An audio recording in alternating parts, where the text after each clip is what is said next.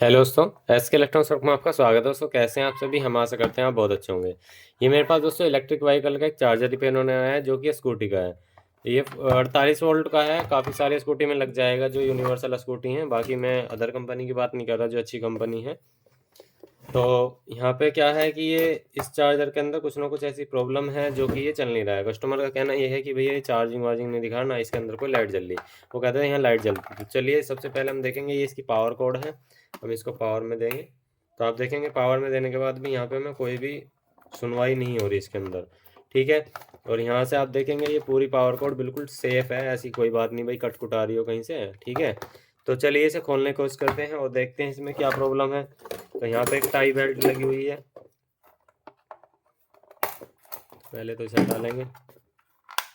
Customer ने लगा रखी होगी भाई। ये तो यहाँ ग्लू ग्लू सेट कर रखी है। कोई बात नहीं, कोशिश करेंगे इसे रिपेयर करने की। क्योंकि ग्लू ग्लू इस तरह से लगा के इसमें टाइम ख़राब ज़्यादा होएगा, बस और कुछ नहीं है। हो तो जाएगा, टाइम ख़राब ज़्यादा होएगा। इसे बंद करते हैं। सबसे पहले यहाँ से पावर निकालते हैं और स्टेप बाय स्टेप इसको रिपेयर करने की कोशिश करते हैं। देखो किसी ने पहले ये छेड़ा है, मतलब किसी ने कोशिश करी है इसे रिपेयर करने की। ये देखो काफ़ी सारी चीज़ें कर रखी हैं इसके अंदर। ग्लू नीचे भी लगा रखी है।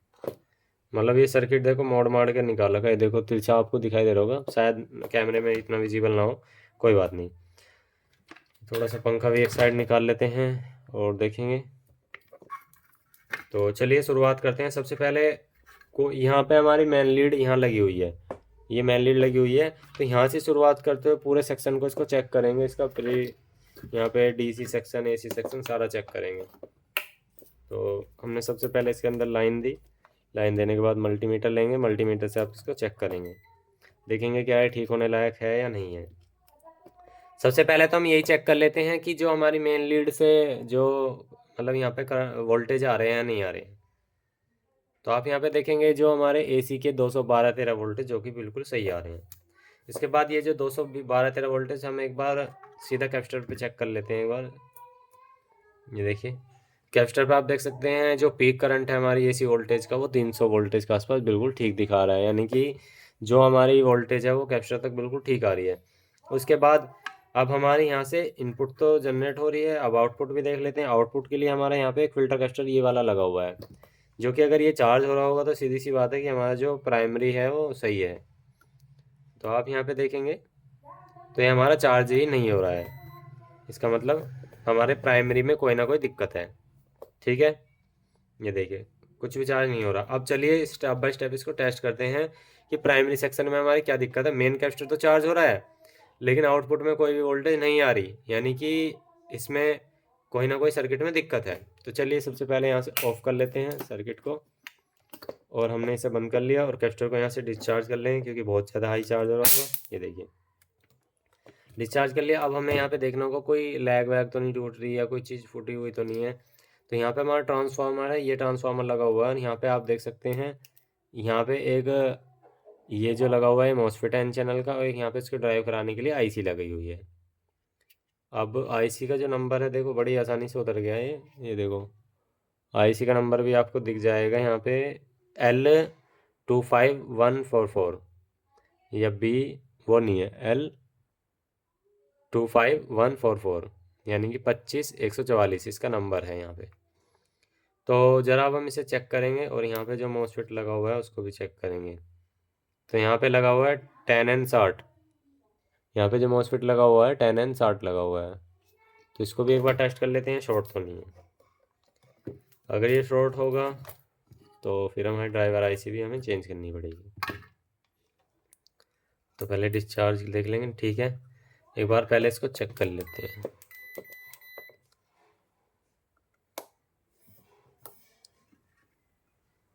मॉसफेट हमारा शॉर्ट नहीं है, ये देखिए परफेक्ट है। मॉसफेट शॉर्ट नहीं है तो इसका मतलब क्या हुआ, हमारी जो गेट ड्राइव आईसी है वो ओपन हो चुकी है, उसने करंट छोड़ दिया है। अब इसके लिए हमें दो चीज़ों को पहले चेक करना पड़ता है।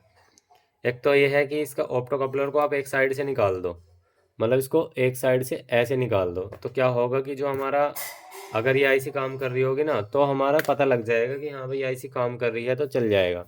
तो चलिए इसे ऑप्टो कपलर को बाहर निकालते हैं पहले। जब हम ऑप्टो कपलर यहाँ से रिमूव कर देंगे ना, तो होगा क्या वो उसे ये लगेगा कि अब यहाँ से जो हमारी आउटपुट है वो बिल्कुल सही है, मतलब जो हमारी एलईडी है वो यहाँ से डिसेबल हो जाएगी और उसे वहाँ पे सेंसिंग बिल्कुल ज़ीरो लगेगी। तो अभी हमने क्या किया, देखो एक साइड से ऑप्टो कपलर उठा दिया। अब इसको एक बार टेस्ट कर लेंगे कि ये परफेक्ट काम कर रहा है नहीं कर रहा है। परफेक्ट तो ना करे खैर। तो अभी इसमें क्या था, जो ये थे ना फैन था, हल्का सा झटका आया था फैन का। तो एक बार वोल्टेज चेक कर लेंगे।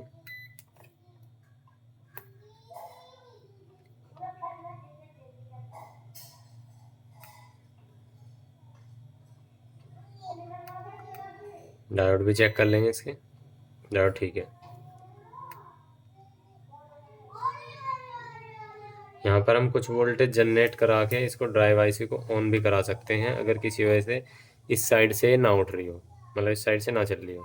तो इसके लिए हम क्या करेंगे कि जो ग्राउंड है देखो, ये हमारे यहाँ से ग्राउंड गया हुआ, ये ग्राउंड जाके यहाँ पे ऊपर आ गया। अब यहाँ से दूसरी तरफ जो है ना, आप इसमें कुछ वोल्टेज जनरेट करा सकते हो, ठीक है, या इसमें रेजिस्टेंस दे सकते हो। वैसे तो हमारा जो वोल्टेज जनरेट इधर होती है, रेजिस्टेंस हमारा इधर होता है।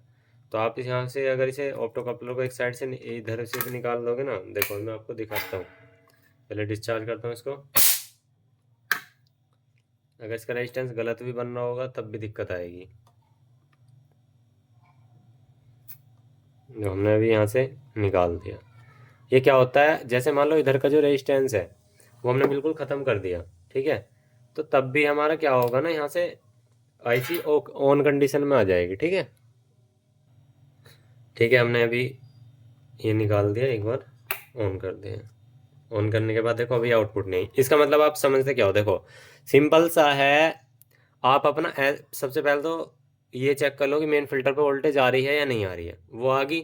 उसके बाद आप ये चेक कर लो आपका मॉसफेट काम कर रहा है नहीं कर रहा है, मतलब ये देख लो कि वो आउटपुट के लिए शॉर्टिंग तो नहीं है, तो हमारा ठीक है, सीधी सी बात है। उसके बाद हमें अपना ट्रांसफार्मर चेक करना, तो पहले यहाँ से इसे करते हैं बंद और इसको करते हैं कैपेसिटर को डिस्चार्ज। ऑक्सिलरी वाइंडिंग भी चेक करेंगे और हमारी मेन वाइंडिंग भी चेक करेंगे। सबसे पहले ऑक्सिलरी वाइंडिंग, इससे इस पर कोई कंटिन्यूटी नहीं आएगी, यहाँ पे इस पर बीप आएगा अगर ये ओके होगा तो। ये देखिए ट्रांसफार्मर हमारा ओके है, कोई दिक्कत नहीं है, नो डाउट।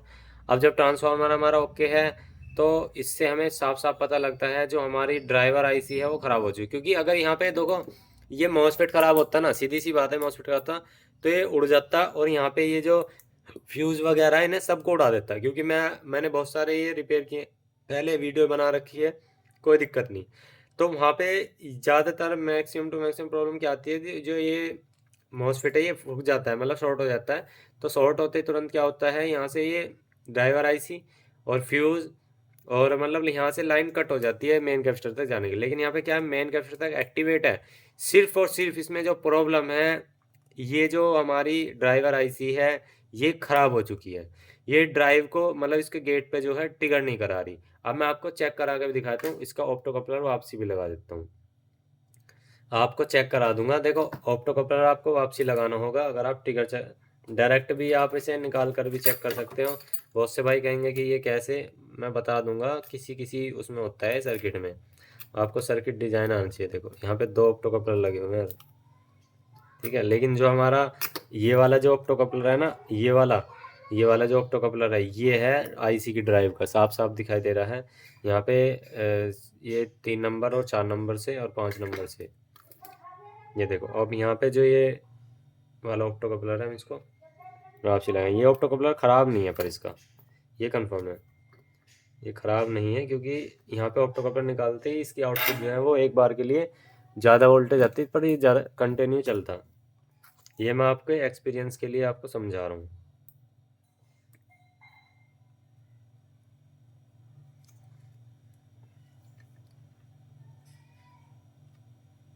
ये हमने यहाँ लगा दिया, ठीक है।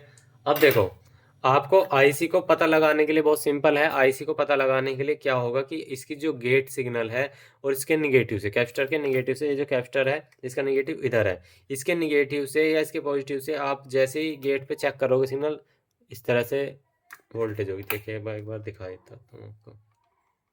पहले मैं वोल्टेज दिखाता हूँ, यहाँ पे एक्टिव है, एक्टिव। अब देखिए निगेटिव से अगर मैं चेक करता हूँ तो यहाँ पे देखिए, ये देखिए अभी क्या है, बीप आ रही है, क्योंकि ये इसको ऑलरेडी ग्राउंड से इसने अटैच कर दिया है। इधर चेक करूँगा तो यहाँ भी बीप आ रही है, बीच में चेक करूँगा तो यहाँ भी बीप आ रही है, लेकिन जो हमारा ये है मॉसफेट वो ठीक है। ये जो इसकी आउटपुट है वो ग्राउंड से शॉर्ट हो चुकी है, क्योंकि आईसी ख़राब हो चुकी है। अगर यहाँ से देखूंगा तो यहाँ पे वोल्टेज आपको डीसी के दिखाएगा, क्योंकि इसकी गेट पे कभी भी ऐसे वोल्टेज नहीं आती और पल्स अप डाउन इस तरह से होती रहती है। अब इसमें सिर्फ और सिर्फ कुछ नहीं करना, गेट ड्राइव आईसी चेंज करो और आपके प्रॉब्लम का सॉल्यूशन हो जाएगा। कुछ चेंज नहीं करना इसमें, कुछ भी।